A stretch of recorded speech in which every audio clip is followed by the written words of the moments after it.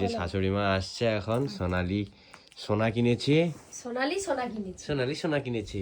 এই যে এদিকে দুটো কিনেছে, আমি যেটা দুটো বলছিলাম, এই যে দুটো, এইটা একটা আর এইটা একটা। চোকার কিনেছে, চোকার নয় চোকার, ওই আর কি, যাই হোক। এই যে চোকার আর আলাদা সোনা কিনেছে। উফ, ওটাই ভালো লাগছে, এটাও ভালো ওটাও ভালো।